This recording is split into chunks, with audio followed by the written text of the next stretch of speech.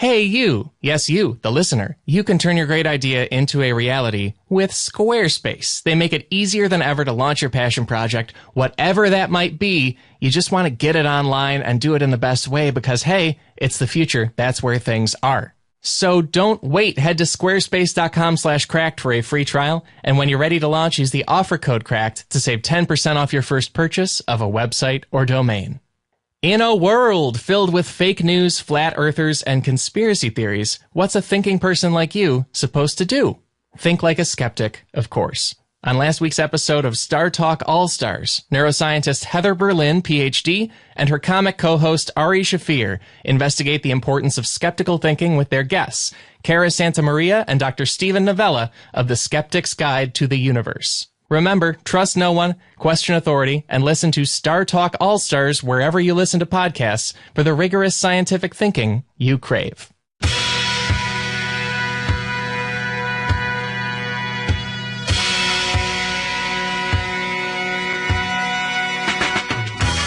Hey there, folks. Welcome to another episode of the Cracked Podcast, the podcast all about why being alive is more interesting than people think it is. My name is Alex Schmidt, and I'm the head of podcasting here at Cracked. I'm also known as Schmitty the Clam. I'm also known as Schmitty the Champ, and I'm also entering my seasonal period of Cold War thriller fandom. In my childhood, the holiday season meant cooling air and turning leaves and marathoning James Bond movies on cable TV. They would just play them. Thank you, Spike. Thank you, TNT. Thank you, other channels, I'm sure. And this time of year, I want stuff from that Cold War part of history synthesized into entertainment. It is a weird salmon-like instinct I have developed. I can't totally defend it. I just have it. It's the way I am. And that's my favorite historical fictional stuff. Maybe yours is something else. Maybe you want Westerns with skilled gunplay, or U.S. presidents with gravitas, or ancient Romans with modern British accents. And all that's fun, but what if, instead of that fake stuff, we could have fully historically accurate movies that are also hilarious and basically cartoons? That very specific question brings us to this week's topic. The topic is historical facts that were way too stupid for the movies. The premise comes from a fantastic Cracked column co-written by your buddy and mine, returning guest Dan Hopper. Dan is a Cracked columnist and editor, my former College Humor colleague, and a Hollywood TV writer who made time for sharing bizarre real stuff with you and me today. We had so much fun taping this, and I think you'll have a lot of fun hearing it. So please sit back or keep sitting in the car you're using to stake out a Soviet command post, maybe, and then you're having like a dense conversation about code breaking and being sad and British and doing other things that I could just watch a million times. I don't know why. Either way, here's this episode of the Cracked Podcast with Dan Hopper. I'll be back after we wrap up. Talk to you then.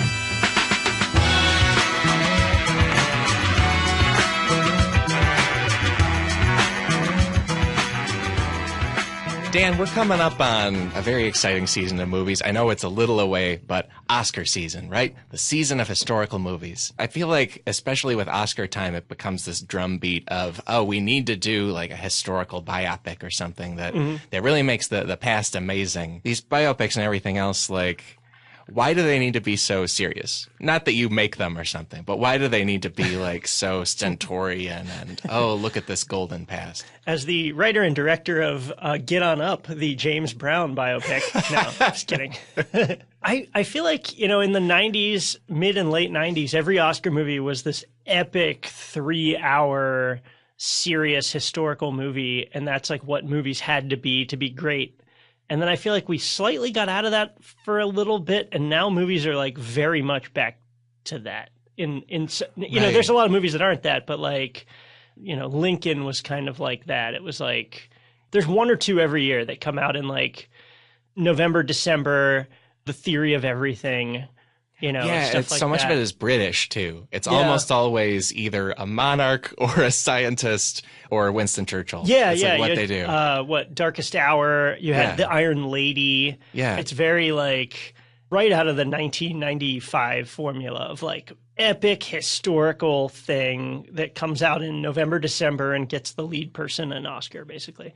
Yeah, right. It's like a giant audition for one person to show, like, as you can see, Eddie Redmayne knows what he's doing. Yeah. And so everyone needs to go see a movie to prove it. You know?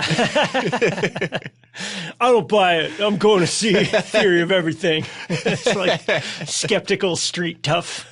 Well, and you and many other crack writers put together a great column recently. It was kind of the start of this episode. We're doing 5 historical facts that were way too stupid for the movies by you, Alex Hanton, Taylor Dane, E.M. Karras, and James Freeth. I feel like you guys really hit a mother load of stuff that really happened, and just it's not in movies because it would break up that sort of veneer of the past being amazing. Yeah, I mean, there's countless examples of biopics or historical movies where they add tons of crazy crap to make it, to make it movie-like. They make things more epic, or they make things more dramatic, or they make it more concise. And you go in and it's like based on a true story or inspired by a true story, and you kind of know that, oh, that's not really how that was, but I can accept it because it's a movie. It makes it more entertaining.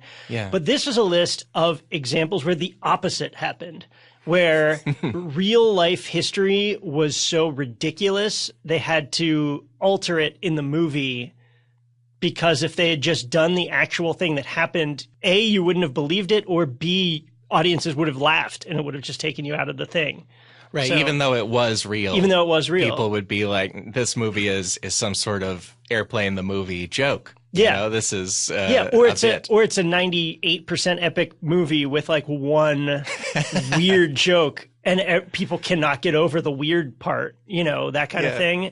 And so it's like directors made the executive decision to make it technically less historically accurate in order to like save the realism. So it's kind of interesting and ironic in that way.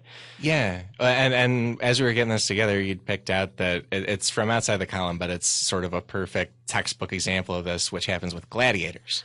Yeah. Roman gladiators. There's a lot of, I guess there's evidence that back in, in ancient Rome, that gladiators who got very popular did endorsements, just like modern day athletes. And so you literally would see gladiators on like a billboard for olive oil.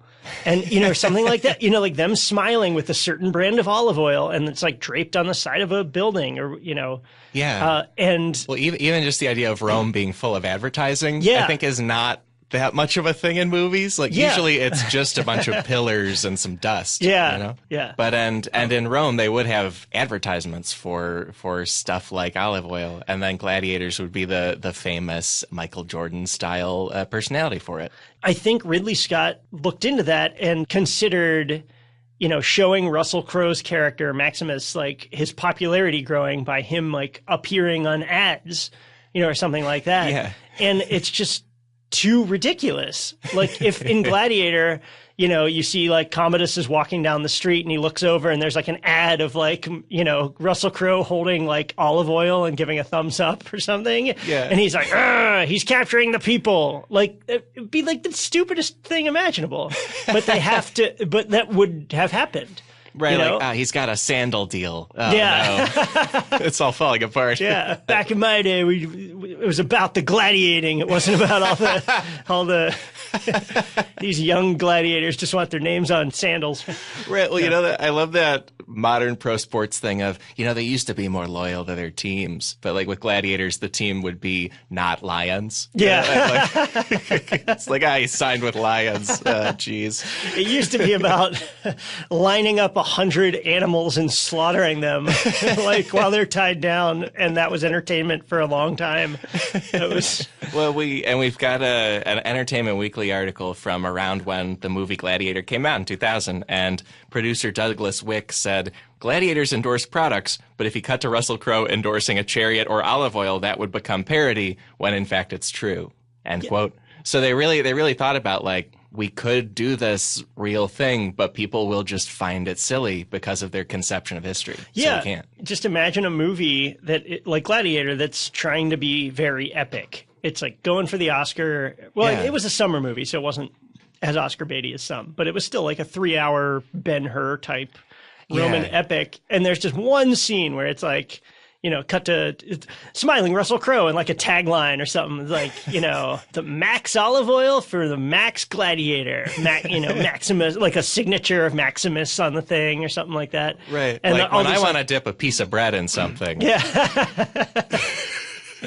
And Commodus walks through the streets and he sees all these little kids like, yeah, like drinking the olive oil, and he's like, Maximus is getting too popular. And then it just goes right back to, rest of serious movie. The whole audience would be like, wait, what just happened there? Like that movie does sort of elaborately interesting things, right? Like there's parts of Gladiator where he's in a sort of symbolic field of grain thinking about his wife and the afterlife. And they really go for it with some really wild parts. Mm-hmm. And they felt like just people would laugh at this historical thing if they did it. Yeah. As he's like dying at the end, he's like imagining seeing his wife and children in Elysium or whatever. And yeah, like you can get away with like that magical realism, but not what actually happened in history, which is, that's funny.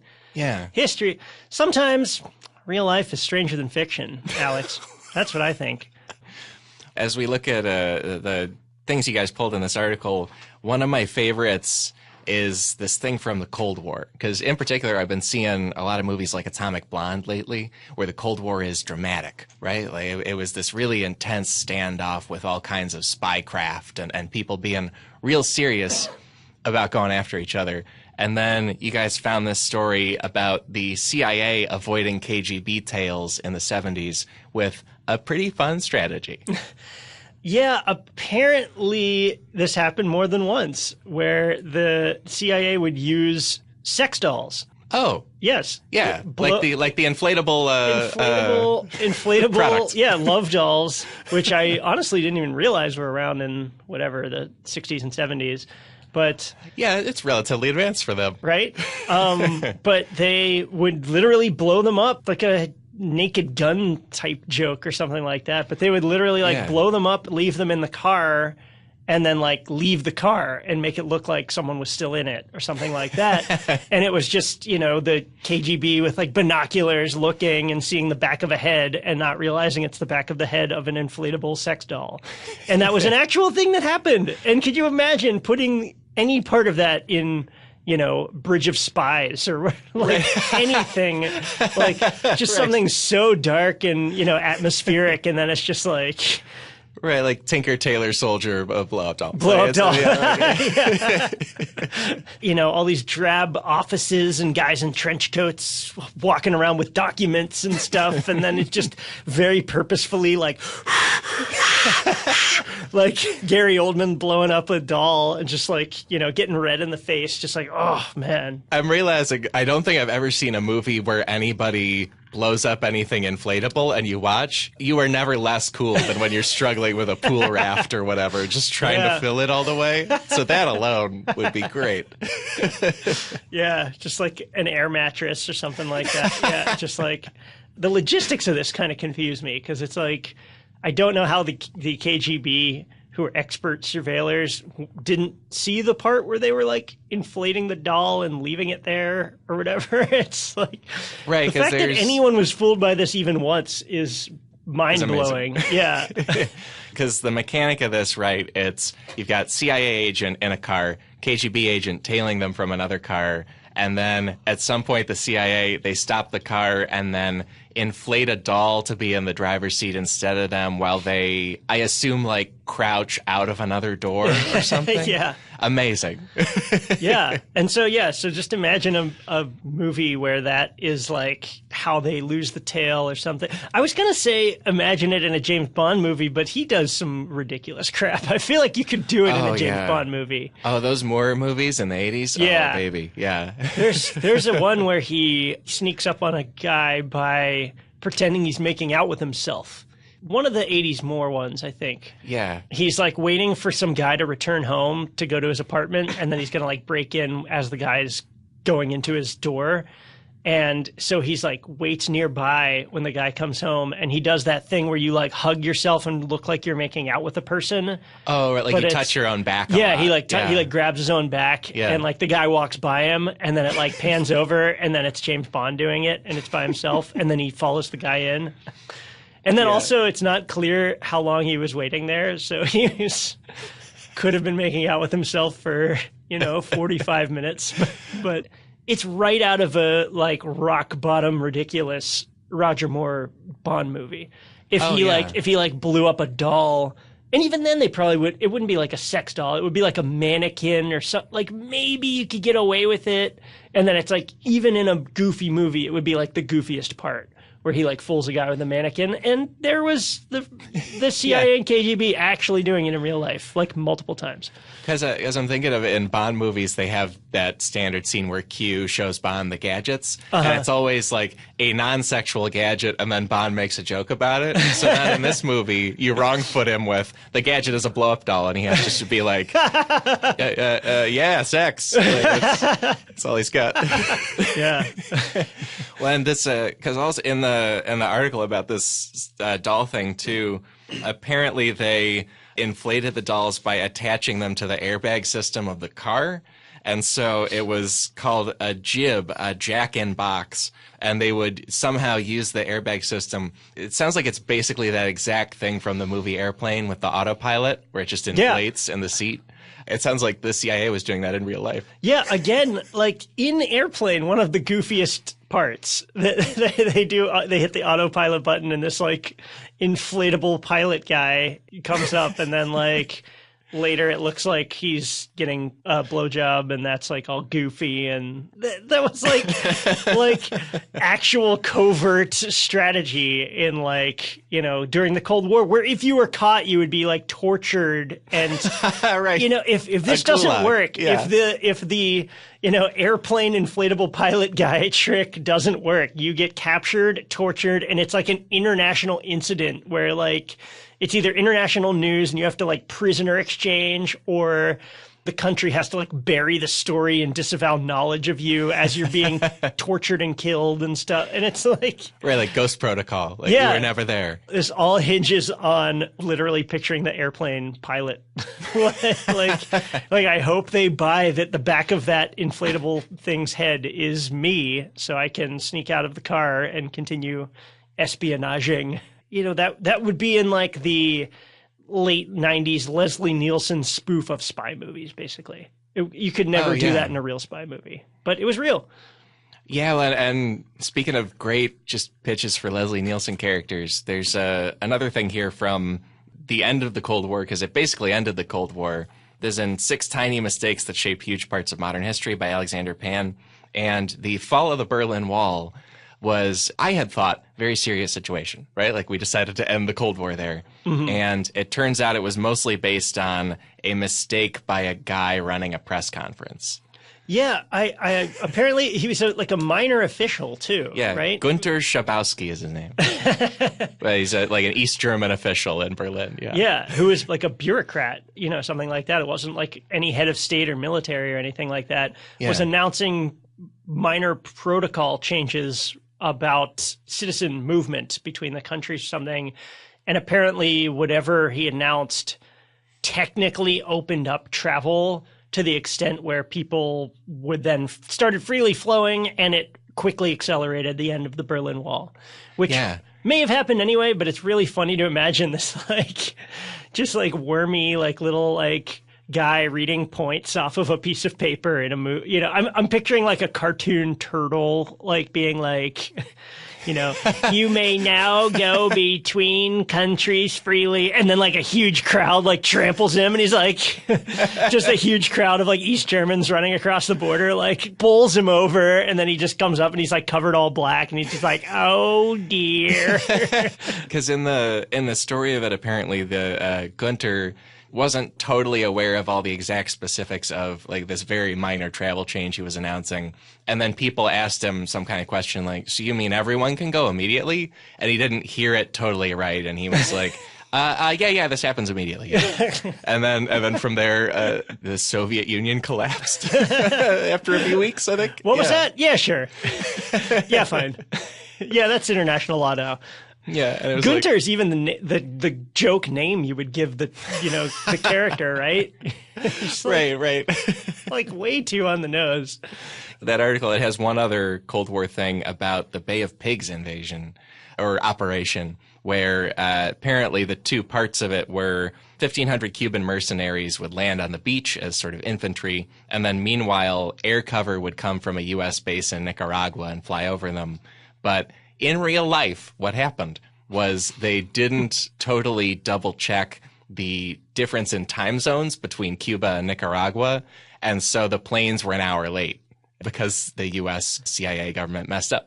I kind of sympathize with that one because I mess it up all the time. I've been on the West Coast for 2.5 years, and I mess up the time calculation nonstop. I find that Who among us? That international horror very relatable to me. But I do like that the entire government is making the same mistake as like you, and you like set your alarm a little wrong or something, and then you're like, whoops, I'm such a goofball, and you look at your clock and it's like, PM or something like that. And you're like, oh, I set my alarm for 8 p.m. It's like that level of mistake undermined an international coup and was like one of the messiest fallouts in the last 50 years because of who knows what would have happened if they got the times right. But the fact that they messed up such a stupidly simple thing is, I guess it's funny now. Yeah, it impacted people. If you did that in a movie, it would be like, are you doing some kind of Leslie Nielsen Spy Hard type film where all the spies are dumb? Like, is that the premise of your movie? And it'd be like, Nielsen, no, it's a very serious thing. Yeah, I feel like it would almost read like if you had a guy mess that up in a movie, it would almost be like, we made a movie about the Bay of Pigs. We couldn't politically make it so that Kennedy and like the U.S. government was like complicit and terrible. So we had to like create a character who messed up the time zones, and it was like that guy's fault because they're like, we got to still make the soldiers and the government heroic. So we need to create a character who messes things up badly so the audience can be mad at him. And that guy messes up like the time zones, and that's why the Bay of Pigs invasion doesn't work. Right. Like that feels like if you saw it in a movie, you would be like, oh, they made that up to like exaggerate how bungled this was. Yeah. And to like get people off the hook for the ideology of it. And in reality, they just messed it up that badly. It's ridiculous. It would probably play like, it's not a historical movie, but in The Departed, the part where they're doing the sting and then somebody on the team makes a mistake and Mark Wahlberg's like, oh, I'm the guy who does his job. You must be the other guy. Like they would say that to like the time zone guy. Oh, yeah. Like there would be some fun scene like that. Yeah. Man, in researching ridiculous historical stuff for Cracked, because we do that so often, there are so many insane slapstick plots to assassinate Castro. There are millions of them, including, I don't think it ever was put into play, but there was like talk of a trick cigar. Like no joke. Like if you thought of like a goofy from joke. Acme, I'm sure. Yeah. If you thought of like a goofy joke way to assassinate Castro, that would be like the hackiest one you could come up with. It's like, oh, he's always got a cigar, trick cigar, Cuba, cigars, whatever. And like they actually like considered it at high levels of government, it's great. One of the other ones was they were going to put thallium salts on some part of his clothes, and then that would cause his beard hairs to fall off. And so then he would just look dumb not having a beard. And that was supposed to destabilize it somehow.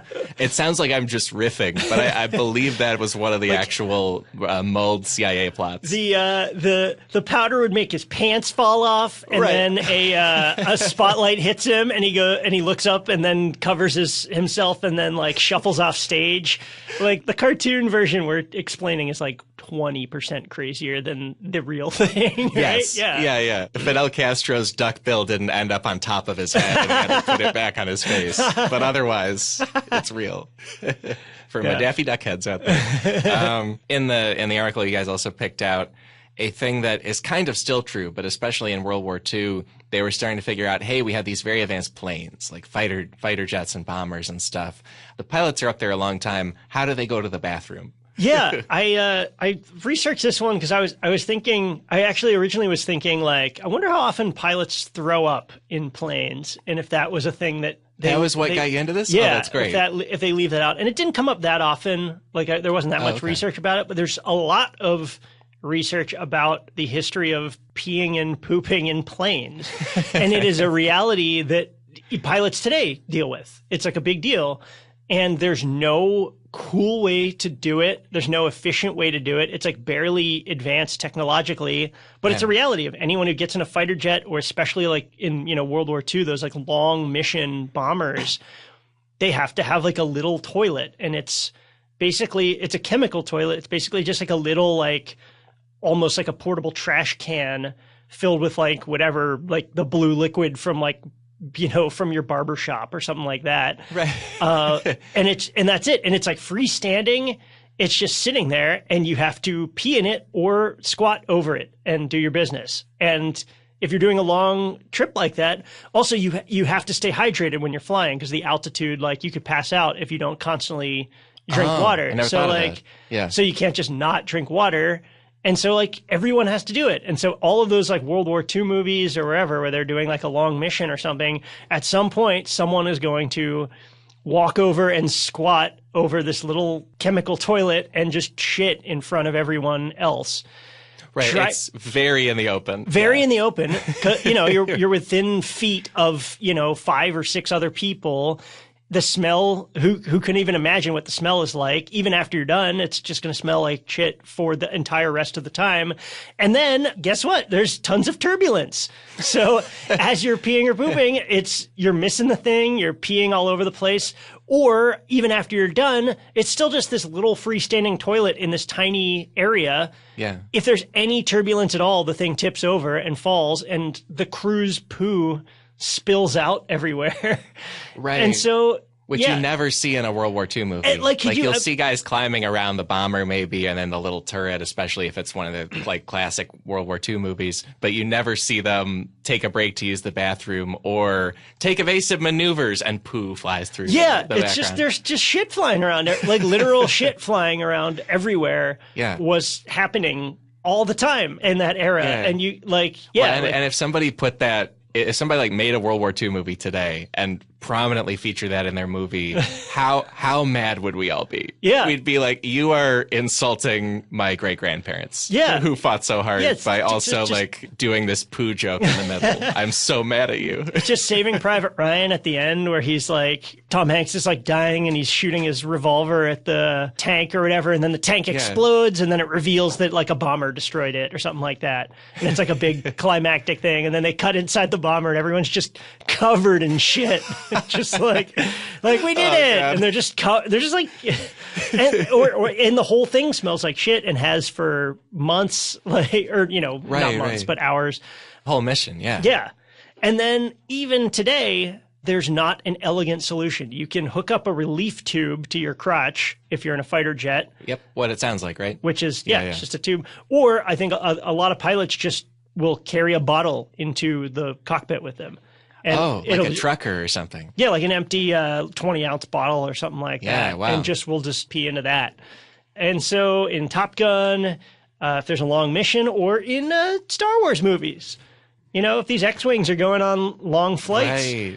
Luke is saying goodbye to them, and, they like toss him like an artifact and they put it around their neck or something. They're like, remember me, and they're clutching like the necklace or, stuff like that. The last step every time is them hooking a tube up to their crotch or putting an empty bottle into the cockpit. So yeah, because it's a real thing that when George Lucas was making A New Hope, he was looking at old World War II movies to like help him direct the dogfights of the combat. So I feel like that makes it canon that these Star Wars spaceships are basically World War II planes. So probably same deal. Probably all of those X-Wings, Wedge, Luke, they all had empty 20-ounce Mountain Dew bottles in their thing, and at some point pissed in it. It's in the special edition DVD where he stops and pees, and he doesn't have to look down, because he just knows. He just feels the force, and Luke just pisses perfectly into the bottle. He doesn't have to look down and adjust. He just, he closes his eyes and just pees, and it's like perfect. And that's how he knows that he feels the force.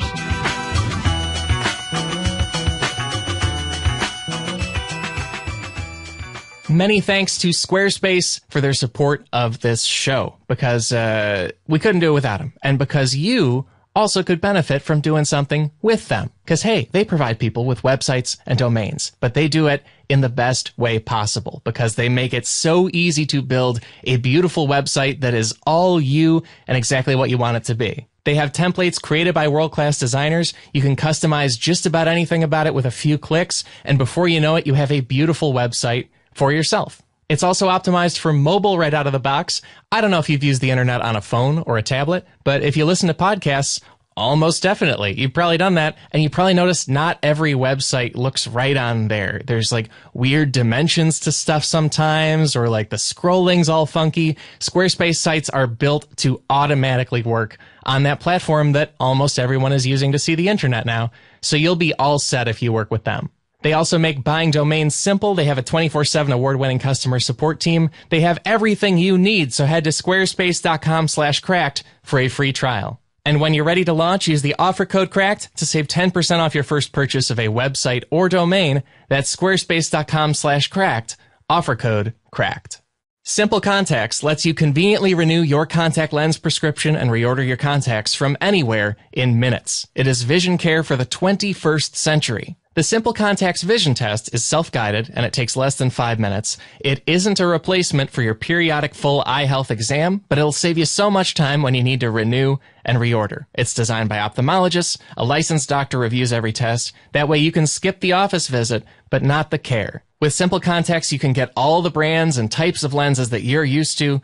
You can also save money because the vision test is only $20. Their lens prices are unbeatable and standard shipping is free.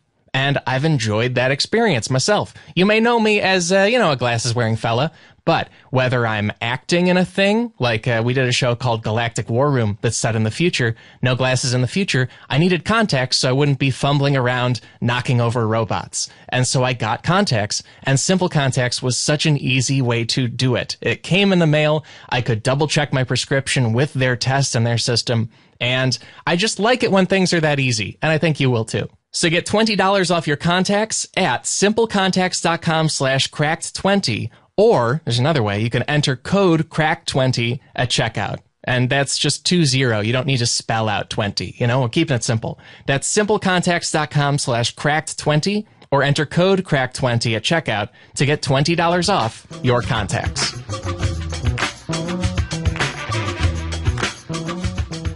There's another World War II thing here. It's from 5 Insane True Stories That Change How You Picture World War II by Zachary Frey. And in 1934, Nikola Tesla claimed that he built a death ray. So in the run-up to World War II, although he probably didn't know, he was like, I have constructed a death ray, and it's possible. And then he just didn't tell anyone how to do it.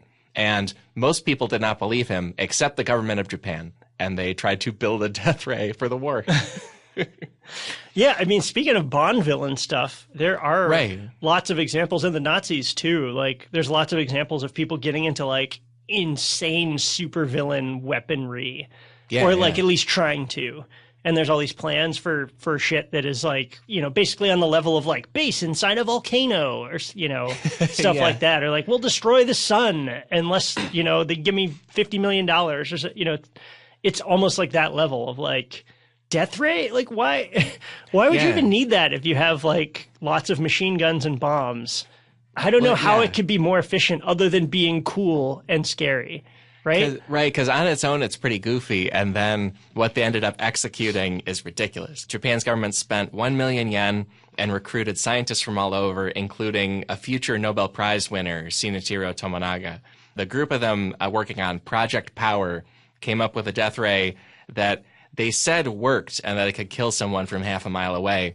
But the problem is the person you're trying to kill with it has to stand completely still for 5 to 10 minutes without moving, which is almost that Austin Powers joke with the steamroller, where the guy just doesn't get out of the way of it and screams at it until it runs him over. But in the 30s and 40s, like you already, I mean, I guess, Japan didn't have nuclear weapons, but you already had very powerful bombs, missiles, torpedoes, long-range guns.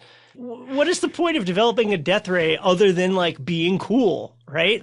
Right. What like, else does it other do? than being like, oh, death ray, that's so badass. You're not like even if it worked perfectly, like I don't see how it's an upgrade over just guns, which are cheap and you have them already. Like, yeah, guns are very similar to a ray in Yeah. their way. It Yeah, just it's shoots just- the thing directly on a line. it's just not like glowing red and cool, and the thing doesn't like explode or like melt or whatever, right? It's Yeah. just, maybe there's some morale crushing, they're like, oh, well, we hit them with the death ray and then they'll be so afraid of us, or so, maybe that's like their tactical thinking, but really it just boils down to like, it's like a literal Bond villain, like this is just a crazy thing to throw into a movie to show how insane the villain is. Yeah. It'd be like 1960s like special effects where the red looks all fake. It's just like a red line like drawn onto the screen, and then it like a guy's like, ah, and kind of turns red, and then it cuts away, and then cuts back, and he's like disappears or something. Well, and as soon as you do that in your World War II movie, I feel like people will then just immediately say, oh, okay, this is one of those kind of goofy B movies. Like there's a whole cottage industry of it's a zombie movie and they're Nazi zombies. Or like, I think there was one called Iron Sky where they like Nazis returned from the moon. Like one of those things where it's World War II elements, but a clear, dumb B movie that never happened. Like if you do this real death ray that Japan tried to build, people would be like, oh, okay, they're like kidding. Okay. Yeah. Sure. Or we're like trying to make them supervillains, or like, right. It's like from the U.S. point of view, so like we're making the Japanese like crazy, like. But they try to do it. And also the article says that it's also hard to know exactly how the death ray works because we don't know what happened to the prototype. And the main rumor is that they just threw it into a lake in despair after building it and also losing the war. They were like, forget it. I just dumped it in a lake somewhere. In like the Japanese Bushido culture, whoever developed the death ray had to like commit suicide by death raying himself to like retain his family's honor. And he's like, I've brought shame upon like my military. I must go. And then he turns the ray on himself and just like hits it for like 10 minutes. He's just like standing there awkwardly. It's just like, I think I'm getting a little hot. I think it's working. I don't know. Right, he wanted to do a little speech before, but then it takes so long he has to just keep riffing. Like, and I honor, man, People like leaving the room, this isn't as good. checking their phones, analog phones. They just have giant phones in their pocket, and they're like looking at it, walking around. Still a phone. Yeah. Since you brought it up, we'll footnote a video I did in the hilarious Helmet History series about samurai, because there's a lot of misconceptions there. But also this article you guys did has an amazing, just really fun thing about samurai technology and kind of how they went into combat.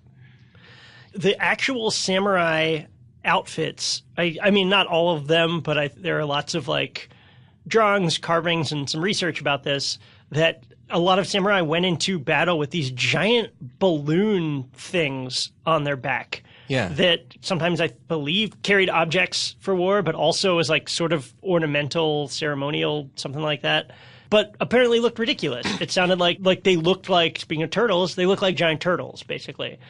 And there's one illustration in the article too, but it was called a horo, and it was cloth or silk stitched over a big wooden frame. And so they had sort of kind of a giant shell looking thing on their back. And then especially when they were riding, it would inflate with air, sort of like just that gust of air would come through. And then it helped protect them from ranged weapons like arrows, which is neat. I wanted to know that samurai do that sooner. That would be very cool. Yeah, I mean, it's an actual turtle shell, kind of. It's a really good idea. It inflates. You have a giant balloony thing on your back, and then I guess like when arrows come, you like bend over and it like boom, like bounces. It's like what kind of ridiculous crap is that? Like, right. Also, many sound effects. Yeah. Yes. A lot of that kind of thing. Yeah. Boing, and it goes back the other way and hits the guy who shot it. Yeah, and then his duckbill is on his head, and he has to move it back down. But for real, like the real carapace kind of thing they built themselves, that is cooler than what we get in the samurai movies we've got, like where Tom Cruise is a samurai, Mm-hmm. And I would like to have seen that, but maybe they felt that's too wild of a thing to work into the movie. Yeah, I feel like so many war movies in general, like no one protects themselves enough. Like a lot of times they don't have helmets on just because it's like, you want to like see their face and stuff like that. And so, these guys are trying to stay alive. They'll do anything to not get shot to death by arrows and shit. Like, it's pretty reasonable. But it's like in movies, it's just clunky and it's goofy looking. And samurai are supposed to be badass and very serene. And it shatters the myth if they're like wearing all this clunky shit and then like cowering from arrows, even though that's totally reasonable. Like, it's practical. There's even that in almost all historical war movies thing. In an era when people had armor, I feel like the male hero will lose their helmet all the time. Yeah. And it's so we can see their cool flowing longer than average hair. Mm-hmm. Like, it's like, oh, finally I can whip this around as I kill a Gaul or whatever we're fighting, Yeah, there's that one scene in Game of Thrones in the Blackwater battle where Stannis, they're like scaling the wall and he like looks over and the guy next to him gets like something dropped on his head and it just like squashes his head completely. Oh, shoot. And but Stannis doesn't have a helmet on because it's like you need to know it's Stannis. Right. And so it's like, what are you guys doing? Like, you could just have a guy drop a rock on you right now and you die instantly in the most violent way possible. Like, yeah, throw a little metal on your, do something. And we know he's not going to die in like a random crossfire because he's a main character. So it's like almost like the characters know they don't need to protect themselves. It's like, if I die, it's going to be in a one-on-one battle with like the other hero. Yeah. I'm not just going to like get killed by a stray bullet or a stray arrow or something like that. Yeah, and they don't even do that. Like, if I lose my helmet in a real life battle, I immediately stop and grub around to try to find it. Like, oh, where'd it go? Yeah. Oh, no. And that's not cool at all. Time out. Right. Yeah. William Wallace wearing this like huge like protective helmet and like it falls off and he's like, guys, wait. Okay, everybody stop. No, this doesn't count. This doesn't count. Right, time out. He's like crossing his hands. Yeah. Well, also, I feel like this is a good one because there's such a narrative demand with any battle. The heroes don't die of the very, very normal things of disease, random accident, friendly fire. Never happens. Real life all the time. But that's why we probably won't get the Civil War movie where Stonewall Jackson is as crazy as he was. Stonewall Jackson, Confederate general. He thought his arms were different lengths. And so a thing he would do is just all of the time as he was going through life, he would lift one of his arms way up in the air because he felt that it would balance out his circulation. And so he was just Ministry of Silly Walksing all the time with his arm, just always up. But then also he lost his arm to friendly fire, and then it got its own burial and everything. And so there's a grave you can go visit to see Stonewall Jackson's arm. But they did that, and then he died of getting sick from that about a week later. So, and it was his own soldier shot him in the arm, right? Yeah, he got 2 bullets from his own Confederate troops in his arm. They had to take it off. And I feel like in a cool movie, it would be like, oh, we'll bury his arm because the rest of him lives on. We'll keep this war going. And then he just dies later. So you just have to do a whole nother burial immediately, which is real slapsticky and weird. I feel like American Sniper kind of circumvented that a little bit, where it was like the whole movie happens and then at the end it's like I'm going to see a friend or something like that, and then ends because like him getting shot by his friend would be like a really dark, weird ending. Oh, actually, because I haven't seen that movie and I don't know much about Chris Kyle's life. But was he was accidentally shot by a friend? He was killed by a friend who like went on a rampage, who had like some mental issues and had a gun and just shot him. Yeah. So it's like, again, almost like too ridiculous for a movie that it's like this great sniper was killed by his own man. It's like almost like a poetic thing you'd write or something. But it's just, since it's so recent, it's just sad and crazy. It's like so crazy. Yeah. And because I'm thinking of Lawrence of Arabia now, where they work in the real thing where he died in just an accident riding his motorcycle after the wars, after World War I. And so they make it really sort of poetic and noble seeming because motorcycles are kind of cool. But more often it's some sad, weird version where just something happens. Yeah, just imagining a movie where it's like, yeah, like William Wallace or something like that, where he goes through this entire movie, all of these violent battles, and then gets shot. Well, William Wallace won't get shot, but right. Stonewall Jackson gets shot by like his own troops who didn't. I think it wasn't like in war. I think they like didn't believe who he was or something and shot him on purpose. Yeah, it was around the Battle of Chancellorsville in May of 1863, and he was returning from some kind of reconnaissance or meeting or something, and there was confusion. And so it wasn't like in the thick of it wasn't in a crossfire something. and he got shot, like, which happens often. And again, also doesn't really happen in movies. It's not very often that guys get shot by their own troops or whatever. Just imagining a biopic about a guy, how epic his life was or something, and then he gets shot by his own guys on purpose in this goofy, stupid accident, gets his arm amputated, then dies from that also, and also has a funeral for his arm. Like, imagine that in a movie for... Yeah, because we'll link to, there is a headstone and everything, and you can go see the grave for, I think it just says Arm of Stonewall Jackson. Is it far away from the rest of his body? The arm's in Virginia. I don't know where the rest of his body is, but it was 8 days later he died of pneumonia from, among other things, getting very sick because he lost his arm. But if you and because they probably sawed it off like while he bit on a cork or something like that, right? It's just like God knows what medical procedure he underwent there.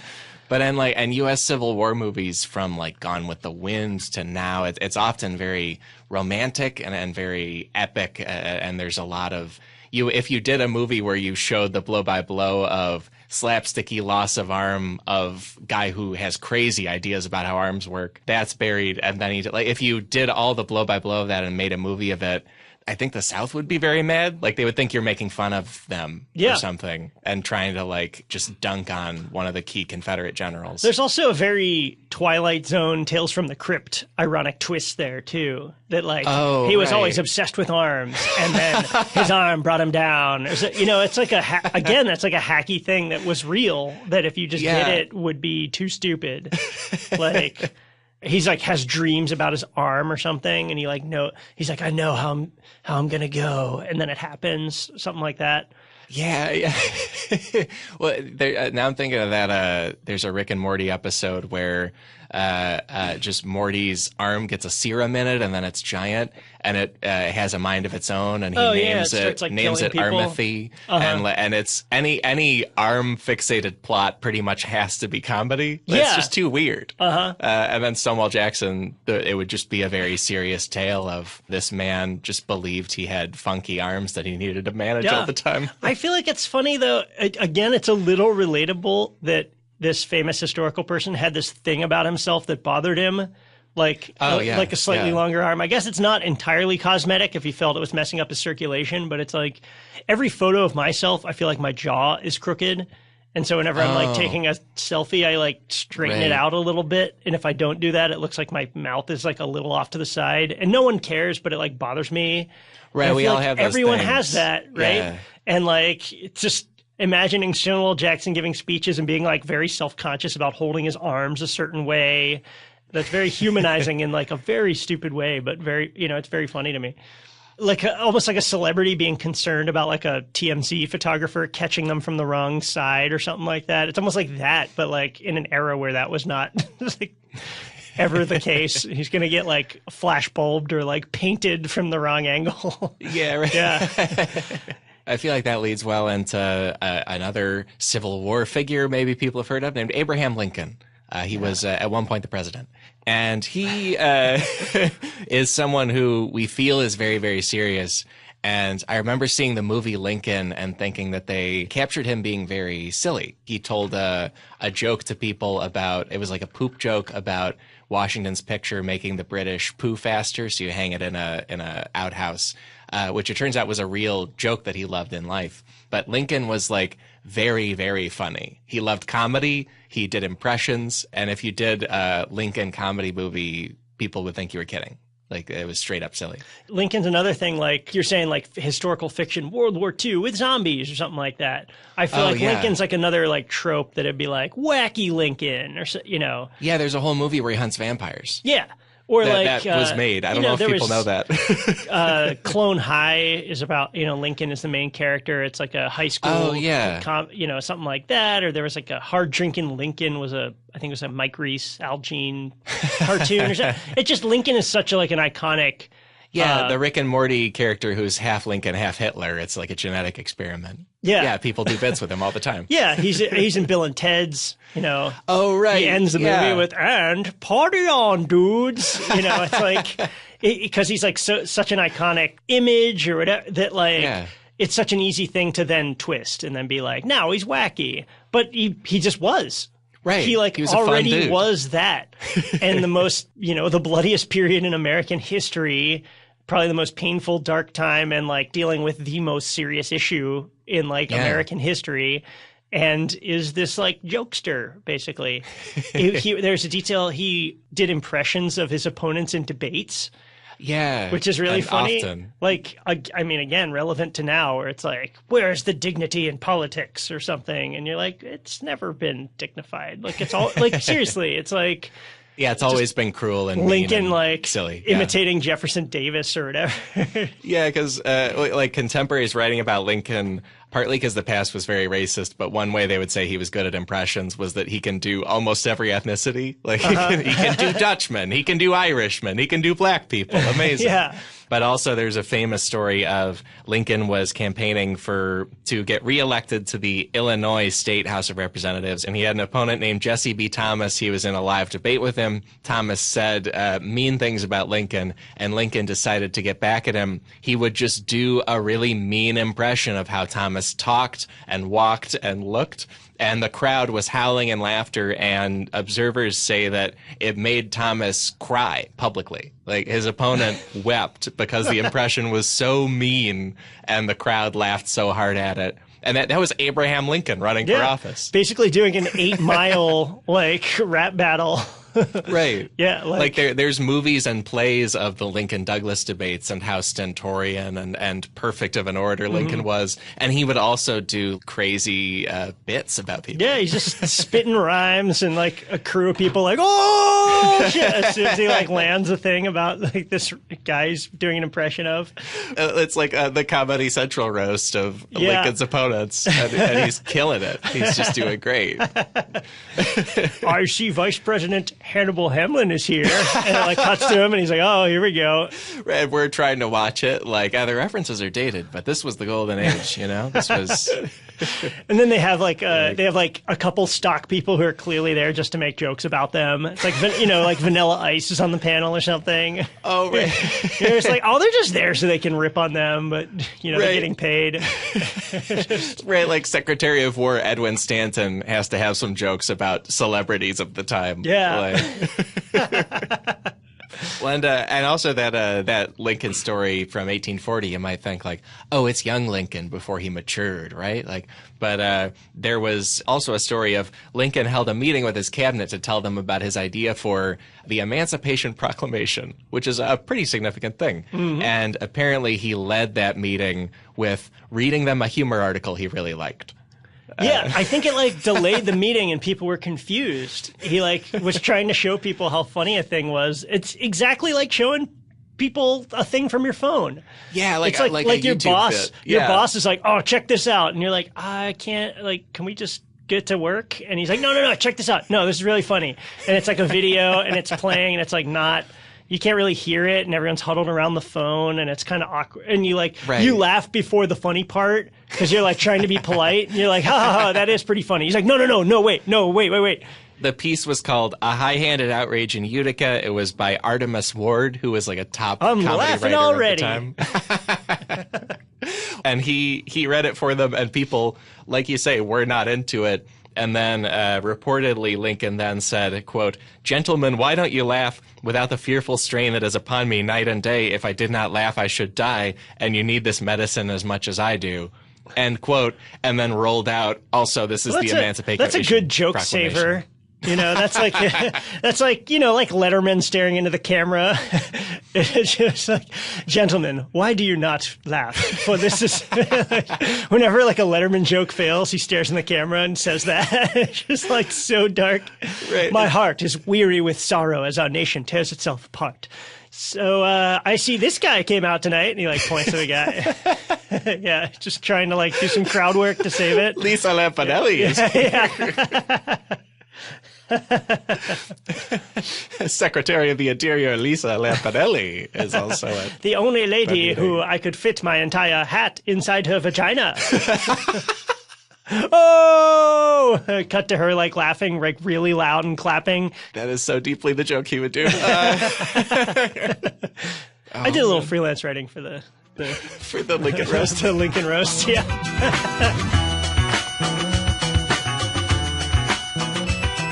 Folks, that's the episode for this week. My thanks to Dan Hopper for changing the way I will picture stakeouts, dogfights, and Abraham Lincoln forever. And in our footnotes, you will find hilarious material on all those historical things that we covered, plus some extras we didn't. And I always say this whenever he's on the show, because it is true. Follow Dan Hopper on Twitter. He is one of the best on there. He is at Dan Hop. And you know who else is great? The Budos Band. Their song Chicago Falcon is our theme music. This episode was engineered by Sam Kiefer and edited by Chris Souza. If you love this episode, that's great. If you hated it, let me know about it on social media. That's right, social media, a thing that will increasingly creep into period dramas with every passing year because of just kind of how the flow of time works. Weird and fun. That's the way it is. My own weird and fun Twitter account is @AlexSchmitty. My Instagram is @AlexSchmittstagram. I'm on the wider internet at my website, alexschmitty.com. And I'm happy to say we will be back next week with more Cracked podcasts. So how about that? Talk to you then.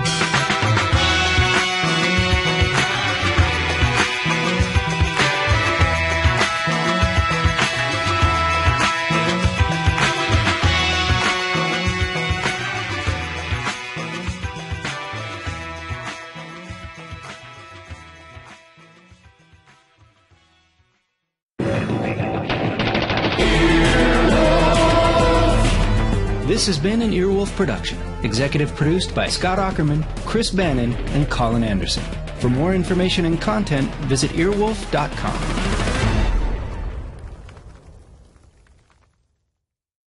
This holiday season, Earwolf wants to spread some cheer. Cheerwolf, if you will. We've got special episodes all over the network just for you. Andrew T. and Tawny Newsom talk to Kulap Vile, I can't pronounce this, about holiday racism on Yo, Is This Racist? That sounds fun. Unspooled takes a deep dive into AFI's favorite Christmas movie, It's a Wonderful Life. Off Book has not one, not two, not four, but 3 holiday-themed musicals for you to indulge in? Surprise! All the special holiday episodes with special guests are out from behind the paywall as a gift to you. You can also check out a very special Improv for Humans episode, Best of the Bible. On Are You Talking R.E.M. Re-Me, the Scots talk about every R.E.M. holiday single released and nothing else. Sean and Hayes hit the slopes with Adam Pally on a very festive episode of Hollywood Handbook. Beautiful Anonymous, Chris Gethard is taking calls for New Year's resolutions. Tune in on Earwolf's Facebook page December 21st at 2 p.m. Eastern. Marissa and Listler get a special listener call-in with a heartfelt proposal on Womp It Up. Followed by the Christmas Womptacular, released from behind the paywall. And if that's not enough, check out even more special holiday eps from How Did This Get Made, Getting Curious, Who Charted, Threedom, of course, Comedy Bang Bang. Happy holidays, happy listening, and a merry Cheerwolf to all. So much stuff, so much cheer. Cheerwolf!